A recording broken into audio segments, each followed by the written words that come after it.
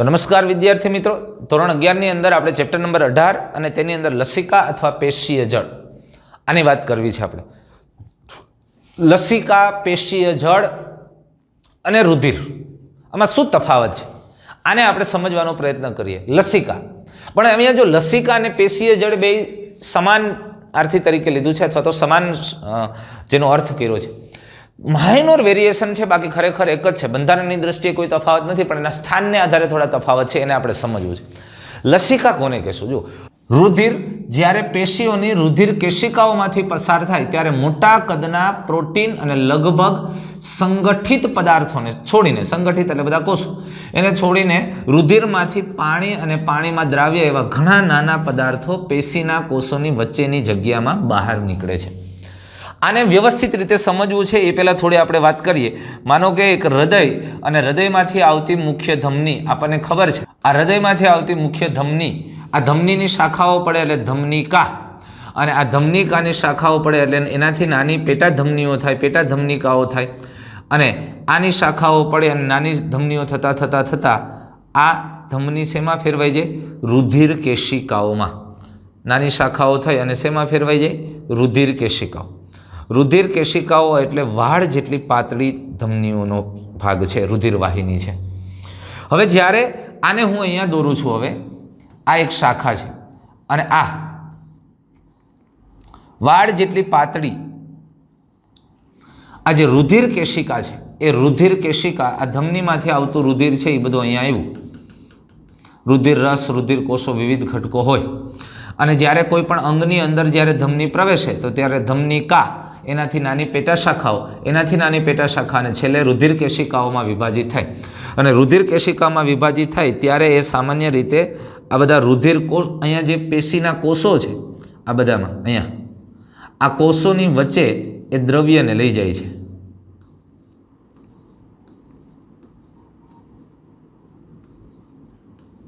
આ કોષો છે, આ પેશી કોષો છે। હવે આ જે આપણે ત્યારે જેને વાત કરતા હતા ને રુધિર કેશિકા, આ રુધિર કેશિકાને અહીંથી આપણે થોડી બ્લુ દોરીએ છીએ, કારણ કે ત્યાં સુધીમાં એણે મોટા ભાગના ઓક્સિજન છે એ ઓક્સિજનની આપલે કરી લીધી હોય। હવે આ થઈ ગયું, આ રુધિર કેશિકાઓ ભેગી થઈને બનતી શિરિકા, અને આવી પેટા શિરિકાઓ ભેગી થઈને બનતી મોટી શિરિકા, ને એમાંથી બને શિરા અને મહાશિરા, અને પાછું હૃદયમાં રુધિરને લઈ આવે। હવે વાત એ છે અહીંયા કે અહીંથી સામાન્ય રીતે રુધિર આવે ને કોષની અંગની અંદર આવે, રુધિર આવે છે ત્યારે જ્યારે અંગની અંદર આવે છે, એ અંગની અંદર આવે ત્યારે આ રુધિરમાંથી સામાન્ય રીતે આ રુધિર કેશિકાઓ ખૂબ જ આપણને ખબર છે એકદમ પાતળી છે, અને રુધિર કેશિકાઓની દિવાલ છે એ એક સ્તરીય કોષોની બનેલી છે, લાદી સમધી છે, પેશીની છે, અને અતિ સૂક્ષ્મ છિદ્રો અથવા તો એ કોષોના કોષરસ પટલ દ્વારા જે દ્રવ્યોને આપલે થાય એની થઈ શકશે। એટલે આ રુધિરમાંથી સામાન્ય રીતે મોટા ભાગના સંગઠિત પદાર્થો એટલે કે WBC, RBC બધાય વહન નથી પામતા। આ થોડી ઘણી માત્રામાં WBC પસાર થઈ શકે છે આ રુધિર કેશિકાઓમાંથી, પણ રક્તકણ અહીંયા આવતા નથી, રક્તકણ ન હોય। હા, WBC, અમુક WBC હોય છે એ રુધિર કેશિકાઓમાંથી પ્રસરણ પામી, કારણ કે WBC છે ને એ ચપટા થઈ અને એ રુધિર કેશિકાના છિદ્રમાંથી પસાર થઈને બહાર આવે છે।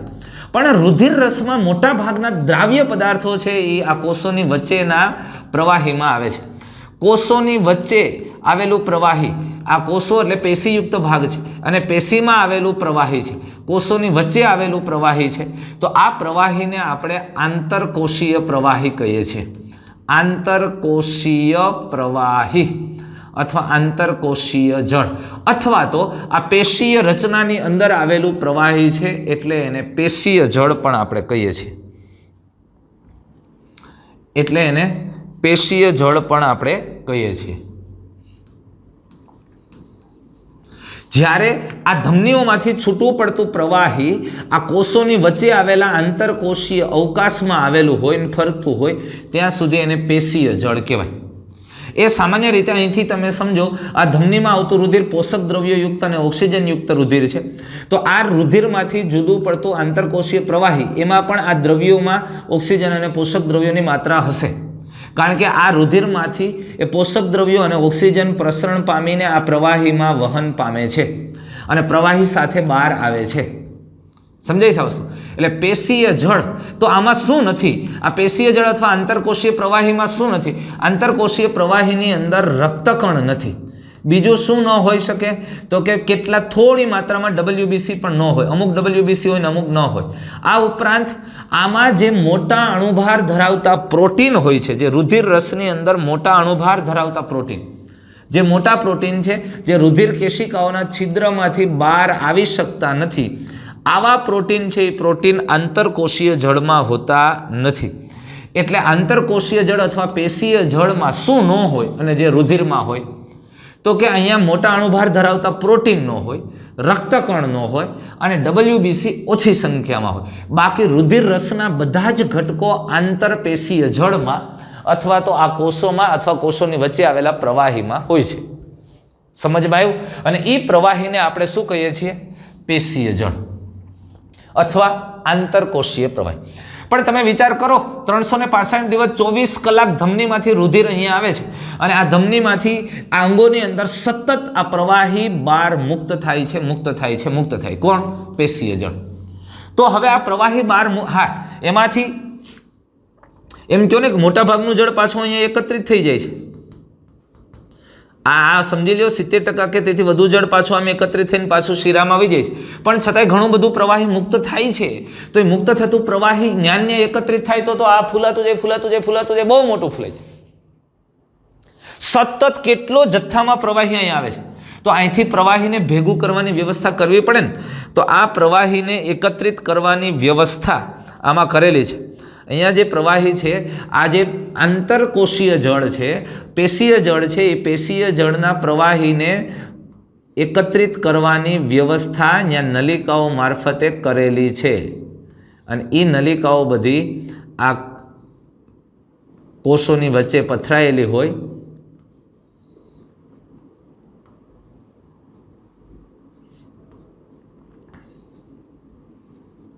અને આ પ્રવાહીને ભેગું કરી અને આ જે ભાગ છે ને, હવે સમજો, આ જે કોષોની વચ્ચે જે પ્રવાહી છે ને, એ પ્રવાહીને કોણ ભેગું કરે છે?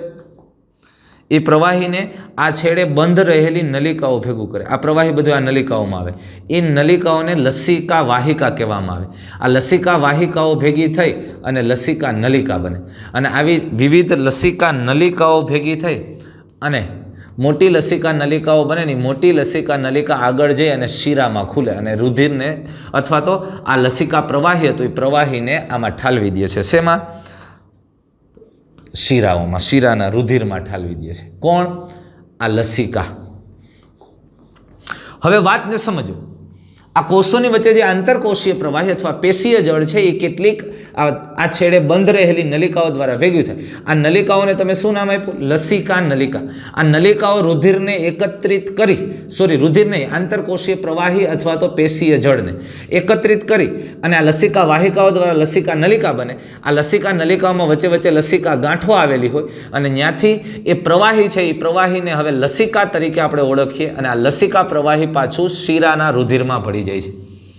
વાતને સમજો. કોષોની વચ્ચે આ રુધિરમાંથી જ જુદું પડેલું પ્રવાહી કોષોની વચ્ચે છે ત્યાં સુધી એને પેશીય જળ કહેવાય. પણ આ પેશીય જળ જ્યારે આ વાહિનીમાં દાખલ થઈ જાય અને વાહિનીમાં જ્યારે એ જળ વહન પામે છે તો એ જ પેશીય જળ હવે કયા નામથી ઓળખાય? લસિકા. એટલે કે લસિકા તંત્રમાં આવેલા પ્રવાહીને, લસિકા વાહિની અને લસિકા નલિકાઓ દ્વારા રચાતા તંત્રમાં આવેલા પ્રવાહીને લસિકા કહેવાય. ખરેખર પેશીય જળ જ છે પણ કોષોની વચ્ચે હતું ત્યાં સુધી પેશીય જળ અથવા આંતરકોષીય પ્રવાહી છે. અને જ્યારે એ લસિકા તંત્રની અંદર આવી જાય છે, વાહિનીઓમાં પ્રવેશે છે, એટલે એને લસિકા પ્રવાહી તરીકે ઓળખાય છે. અને આ પ્રવાહીમાં વચ્ચે વચ્ચે વિશિષ્ટ પ્રકારની લસિકા ગાંઠો દ્વારા લસિકા કોષો ઉમેરાય છે. એટલે આ પ્રવાહી છે ને એ પેશી કોષોની વચ્ચેથી આવે છે. જુઓ, અને આ પેશી કોષોની વચ્ચે આવે, ત્યાં કોઈ ઇન્ફેક્શન લાગેલું છે, કોઈ દ્રવ્ય છે, તો એને દૂર કરવા માટે અહીંયા વચ્ચે વચ્ચે લસિકા ગાંઠો આવેલી, ચેકપોસ્ટ મૂકેલી. આ લસિકા ગાંઠમાં આ આવતા પ્રવાહીમાં ક્યાંય આતંકવાદી તો નથી ને, એને ચેક કરે છે. બેક્ટેરિયા કે વાયરસ કે આવો કોઈ ચેપ હોય તો એને નાશ કરે એવા લસિકા કોષો મુક્ત કરે છે. અને એ લસિકા કોષો એન્ટીબોડી કે અન્ય પ્રોટીનનું નિર્માણ કરી અને એને દૂર કરે છે, એને નાશ કરે છે. સમજાણું આ વસ્તુ? તો લસિકાની અંદર વધારે પ્રમાણમાં શું આવેલું હોય? લસિકા કોષો આવેલ હોય છે. પણ એક બાબત અહીંયા સમજવા જેવી છે. તો લસિકા બરાબર તમે શું કહેશો? તો કે રુધિર માઇનસ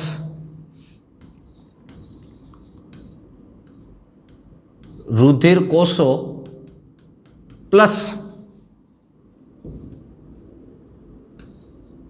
મોટો અણુભાર ધરાવતા મોટો અણુભારયુક્ત પ્રોટીન અણુઓ. હા, પણ એક વસ્તુ ધ્યાનમાં રાખજો કે રુધિરમાંથી બધા જ રુધિર કોષો નથી. એટલે અહીંયા અપવાદ થોડુંક એવું છે. એટલે બીજી ઘણી વખત તમને એવું કહેવામાં આવશે કે તો આને બીજું એવું કહી શકીએ આપણે કે રુધિર રસ માઇનસ મોટા પ્રોટીન અણુઓ. હા, રુધિર રસ માઇનસ પ્રોટીન અણુઓ, પણ થોડા માત્રામાં WBC હોય છે એમાં. એટલે આપણે એવું કહી શકીએ કે લસિકા બરાબર રુધિર રસ પ્લસ કેટલાક WBC અને માઇનસ પ્રોટીન અણુ, એમાં મોટા અણુભાર ધરાવતા પ્રોટીન હોય. પણ લસિકાની અંદર ક્યારેક રક્તકણ જોવા મળે, એ ખૂબ ઓછા પ્રમાણમાં રક્તકણ ક્યારેક અંદર આ રુધિર કેશિકામાંથી વહીને આવી ગયા હોય છે, પણ ખૂબ ઓછા પ્રમાણમાં નહિવત માત્રામાં રક્તકણ હોય છે. એટલે લસિકા એ રુધિર રસ જેવું જ પ્રવાહી છે, પણ રુધિર રસમાં મોટા અણુભાર ધરાવતા પ્રોટીન છે લસિકામાં નથી હોતા. અને લસિકાની અંદર થોડી સંખ્યામાં WBC આવેલા હોય છે. અને બીજું અહીંયા લસિકાની અંદર આ લસિકા અંગો દ્વારા, લસિકા ગાંઠ દ્વારા કેટલાક લસિકા કોષો ઉમેરાય છે. અને એ લસિકા કોષો ખાસ કરીને આ પ્રવાહીની અંદર રહેલા કોઈ દ્રવ્ય અથવા તો ઇન્ફેક્શન, ચેપી ઘટકો હોય તો એને દૂર કરવામાં મહત્વનો ભાગ ભજવે છે. સમજાણું તમને? તો આમ આંતરકોષીય પ્રવાહી અથવા તો આ લસિકા અથવા પેશીય જળ છે. એટલે હવે કીધું રુધિર જ્યારે આ પેશીઓની રુધિર કેશિકાઓમાંથી પસાર થાય ત્યારે મોટા કદના પ્રોટીન અને લગભગ સંગઠિત પદાર્થોને છોડીને પાણી અને તેમાં દ્રાવ્ય એવા ઘણા જ નાના પદાર્થો આ પેશીના કોષોની વચ્ચે બહાર નીકળે છે. અને એ બહાર નીકળે છે એ પ્રવાહી આંતરકોષીય પ્રવાહી અથવા પેશીય જળ છે. એટલે આ પ્રવાહીને શું કીધું? આંતરકોષીય જળ અથવા તો પેશીય જળ તરીકે ઓળખવામાં આવે છે. હવે જુઓ, આ આકૃતિ આપણે આ રીતે ગોઠવણ હોય છે. આ તમે જુઓ, આ ધમની છે, ધમનીની શાખાઓ અને રુધિર કેશિકાઓ, એની સાથે જોડાયેલી આ રુધિર કેશિકાઓથી શિરિકા અને શિરા, અને એમાં આવેલી આ ગ્રીનિશ પાર્ટ દેખાય છે જે લસિકા વાહિકાઓનું જાળું, અને ત્યાંથી બનતી લસિકા વાહિકા. પણ આ લસિકા વાહિકાનો છેડો અહીંયા બંધ છે અને ત્યાંથી દ્રવ્યો એ ભેગા કરે છે, કોષોની વચ્ચે રહેલા આંતરકોષીય પ્રવાહીને એકત્રિત કરવાનું કામ કરે છે. હવે તેમાં રુધિર રસ જેવી જ ખનિજ વહેંચણી જોવા મળે. આ કોષોની વચ્ચે આંતરકોષીય પ્રવાહીમાં રુધિરની અંદર રુધિર રસમાં જે ઘટકો છે એવા જ ઘટકો ત્યાં હોય તો સ્પષ્ટ સમજી શકાય એવી બાબત છે, સમજી શકાય એવી વાત છે. કારણ કે આ રુધિરમાંથી છૂટા પડેલા ઘટકો છે એ કોષોની વચ્ચેના આંતરકોષીય પ્રવાહીમાં આવે છે. એટલે રુધિર રસમાં હોય એવી જ ખનિજ વહેંચણી અહીંયા જોવા મળે છે. રુધિર અને કોષોની વચ્ચે પોષક તત્વો, વાયુઓ વગેરેનું વિનિમય હંમેશા આ પ્રવાહી દ્વારા, એટલે કયા પ્રવાહી દ્વારા?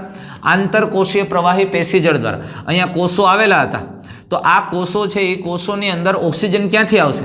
તો આપણને ખબર કે આ રુધિર કેશિકામાંથી ઓક્સિજન છે એ આંતરકોષીય પ્રવાહીમાં આવે, અને આંતરકોષીય પ્રવાહીમાંથી પછી કોષમાં સર્જાયેલો કાર્બન ડાયોક્સાઇડ પહેલા આંતરકોષીય પ્રવાહીમાં, આંતરકોષીય પ્રવાહીમાંથી રુધિરમાં જાય.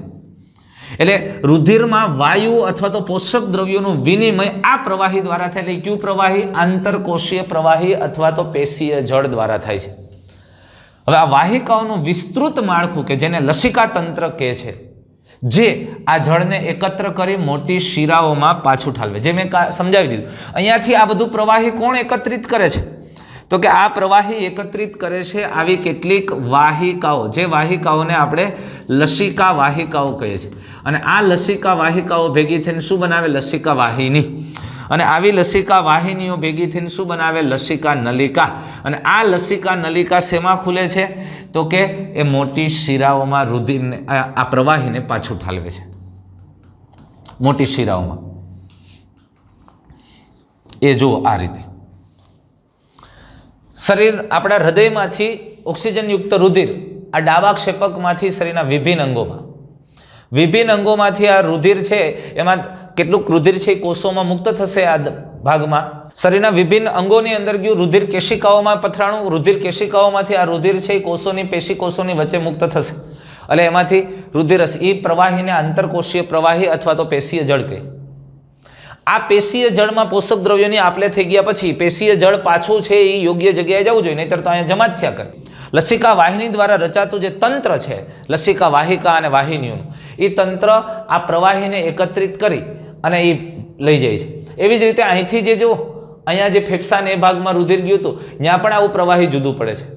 એ લસિકા પ્રવાહીને પણ એકત્રિત કરવામાં આવે. તો આ લસિકા વાહિની દ્વારા પ્રવાહીને એકત્રિત કરવામાં આવે અને એ પ્રવાહી છે એ આની અંદર રહેલું પ્રવાહી છે ને આપણે લસિકા કહીએ છીએ.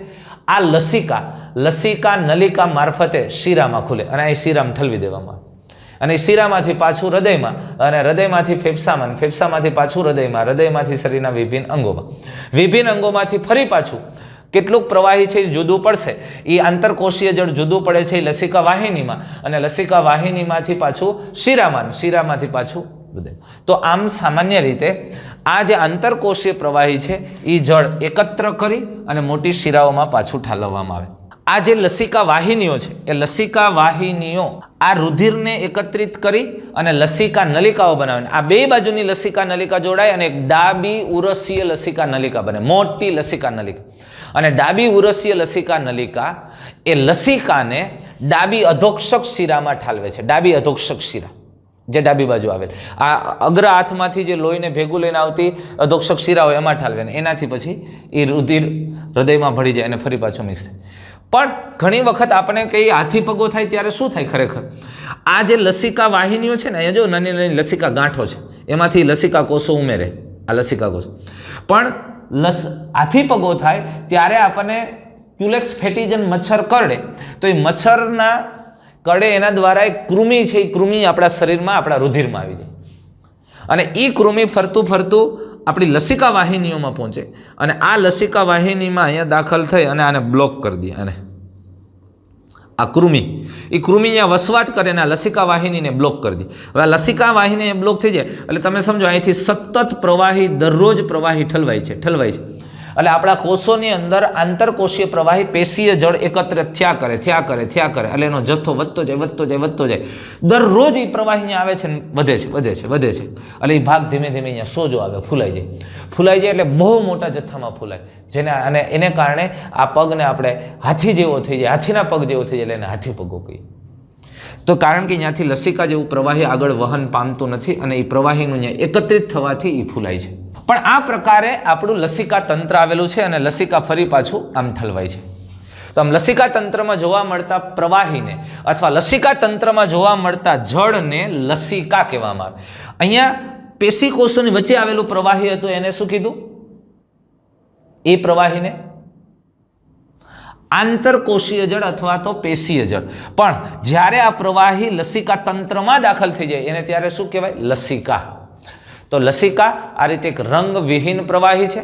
તે વિશિષ્ટ લસિકા કણો ધરાવે છે અને તે શરીરની પ્રતિરક્ષા અને પ્રતિક્રિયા માટે જવાબદાર છે.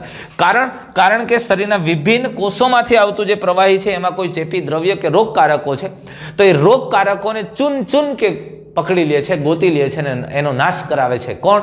અહીંયા વચ્ચે લસિકા ગાંઠો. આ જે લસિકા વાહિનીઓ છે ને આ લસિકા વાહિનીઓમાં વચ્ચે લસિકા ગાંઠો આવેલી. તો અહીંથી પ્રવાહી પસાર થાય ને ત્યારે એનું ચેકિંગ થાય. આ ચેકપોસ્ટ છે અને આ ચેકપોસ્ટમાં ચેકિંગ થાય જો આમાં લાગે કે શંકાસ્પદ વ્યક્તિઓ છે તો ગાડીમાંથી બધાને ઉતારીને દંડાવાળી કરે. એટલે કે અહીંયા આ લસિકા ગાંઠો દ્વારા લસિકા કોષોનું નિર્માણ થાય અને આ લસિકા કોષો આ પ્રવાહીમાં કોઈ પણ રોગકારકો હોય તો એની સામે લડવાનું કામ કરે છે, એનો નાશ કરવા માટે જવાબદાર છે. આ લસિકા પોષક ઘટકો, અંતઃસ્ત્રાવો વગેરેનું પણ એક મહત્વપૂર્ણ વાહક છે. કોષો દ્વારા જે અંતઃસ્ત્રાવો સર્જાય છે, કોષોની અંદર જે ઉત્સર્ગ દ્રવ્યો મુક્ત થયા છે, આ બધા ઘટકોનું તે વહન કરે છે અને આ ઉપરાંત પોષક ઘટકોનું વહન કરે. રુધિરમાંથી આવે છે એ પોષક ઘટકો એમાં જ જાય છે અને એ દ્રવ્યોને પણ પાછા લઈ જાય છે. એટલે પોષક ઘટકો, અંતઃસ્ત્રાવો, ઉત્સર્ગ દ્રવ્યો વગેરેના વહનમાં પણ મહત્વપૂર્ણ ભાગ ભજવે છે. આંતરડાના રસાંકુરોમાં હાજર પયસ્વિની, તમને બધાને યાદ જ હોય, આ પયસ્વિનીમાં રહેલ લસિકા અથવા તો એમાં રહેલું પ્રવાહી એ ચરબીના શોષણમાં મહત્વનો ભાગ ભજવે. યાદ કરો, આંતરડાના રસાંકુરોમાં બહુ મસ્ત રીતે આપણે વાત કરી ગયા છે.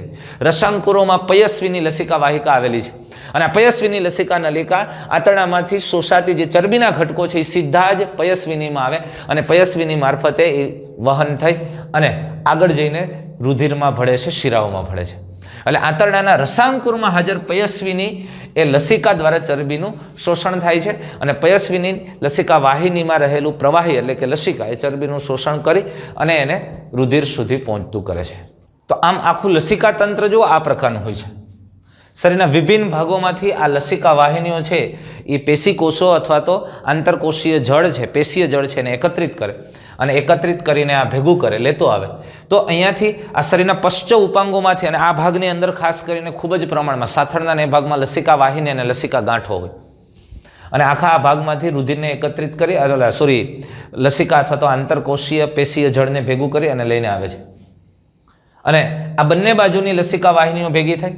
આ બાજુની જો ડાબી બાજુની લસિકા વાહિનીઓ આ લસિકા વાહિની છે અને આ ઉપાંગની લસિકા વાહિની ભેગી થઈ અને ડાબી ઉરસીય લસિકા નલિકા, મુખ્ય લસિકા નલિકા, આ ડાબી ઉરસીય લસિકા નલિકા મુખ્ય. અને આ મુખ્ય લસિકા નલિકા છે એ ડાબી અધોક્ષક શિરા, હાથમાંથી આવતી જે શિરા છે એ ડાબી અધોક્ષક શિરામાં ખુલે છે.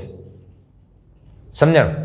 તો આ રીતે સામાન્ય રીતે આખું લસિકા તંત્ર હોય છે અને આ બધી દેખાઈ લસિકા ગાંઠો છે અને લસિકા ગાંઠો સામાન્ય રીતે લસિકા કોષોના નિર્માણ સાથે સંકળાયેલી છે અને એ ચેક પોસ્ટ છે. આ જે પ્રવાહી કોષોની વચ્ચેથી આવે છે તો એમાં કોઈ પણ ચેપી ઘટકો નથી ને અને એને દૂર કરવા સાથે એ સંકળાયેલ છે. અને આ દેખાઈ લસિકા અંગો છે. આ આંતરડાનો ભાગ છે, આ બરોડ છે, જો આ બરોડ છે અને બાકી હૃદયને તો તમે સારી રીતે ઓળખો છો. એ હૃદય લસિકા અંગ નથી, આ તો ત્યાં આપેલી વાત છે. ટૂંકમાં છેલ્લે આ બધું જ પ્રવાહી શિરાઓમાં પડે અને શિરા મારફતે એ ફરી પાછું હૃદયની અંદર રુધિરમાં અને એ રુધિર પાછું ફેફસામાં જઈને આ બધું મિક્સ થયા કરે અને આમ વહન થયા કરે છે. ઇન શોર્ટ વાત આટલી સમજો તમે કે હૃદયમાંથી રુધિર ધમનીઓ દ્વારા બહાર આવે, આ ધમની મારફતે અંગોમાં જાય, ધમનીઓ દ્વારા અંગોમાં આવે, પણ અંગોમાંથી રુધિર પાછું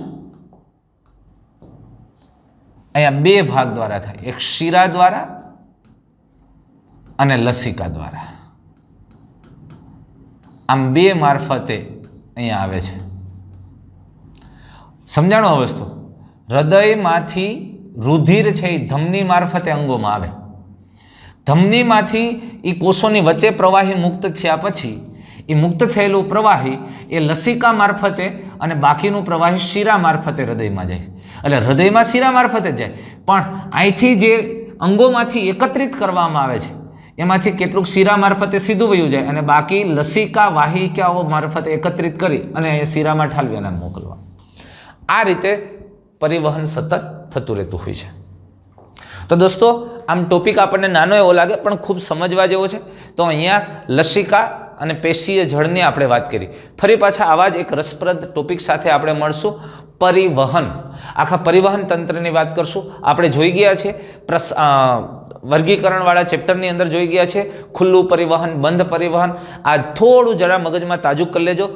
બંધ પરિવહન કોને કહેવાય, ખુલ્લું પરિવહન કોને કહેવાય. તો ફરી નેક્સ્ટ વિડીયોની અંદર આપણે મનુષ્યમાં પરિવહન તંત્ર અને પરિવહન માર્ગ સાથે ફરી પાછા મળશું દોસ્તો. Thank you.